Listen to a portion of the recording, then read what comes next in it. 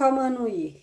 Jodi a moi pote yon lot proverbe pour nous-mêmes dans rubrique proverbe créole parler, créole comprendre. Proverbe matin pour nous c'est bay koubliye pote mak songe. Bay koubliye pote mak songe. Là nous faisons moun yon bagay, nous-mêmes, puisque c'est nous-mêmes qui fait, n'oubliez. Mais, moun nan nous fait bagay la, moun nan ap toujours songe. C'est ça que fait, yo di ou, bay koubliye pote mak songe. Proverbe ça, yo utilise dans plusieurs façons.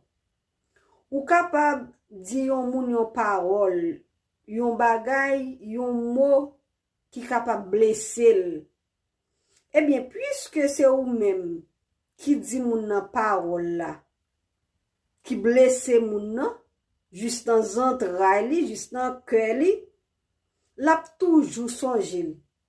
Mais, ou même qui dit parole la, ou juste dit yon parole, après son pas songe en rien encore.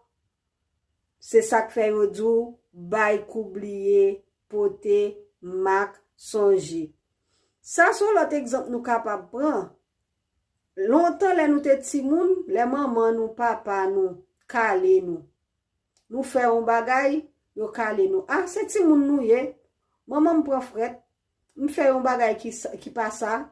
Maman me prend fret ti kalim. Papa me prend fret ti kalim. Ou bien li capable son grand frère tout, li capable son grande sœur tout qui kale ou parce qu'on pipiti. Li kito mak soupo avec ceinturon.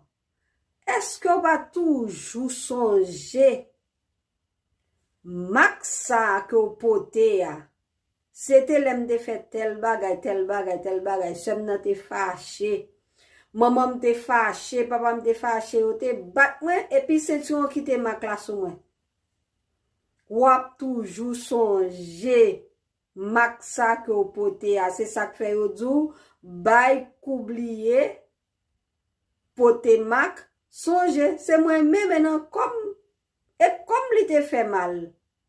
C'est nan comme li rete. M'a toujours songe. Alors, conseil moi pour nous même qui gen ti moun n'a bat ti moun yo pas marqué pour yo.